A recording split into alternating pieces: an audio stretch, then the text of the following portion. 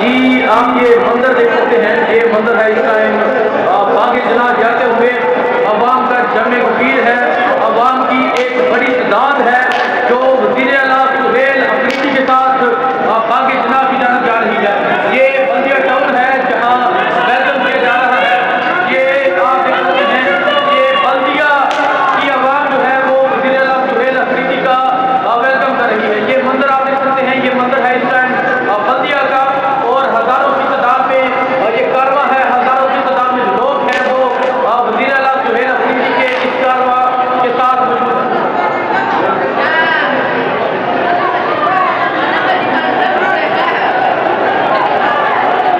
ये मंदिर आप देख सकते हैं, ये बल्दिया का मंदिर है।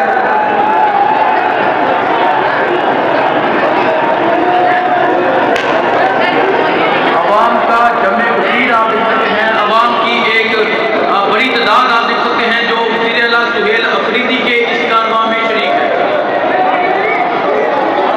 ये जरूर है, अवाम की एक बड़ी तादाद है। बल्दिया वाले छा गए जी, बल्दिया वालों ने तारीख रकम कर दी है, बल्दिया ने तारीख रकम कर दी। बहुत शुक्रिया।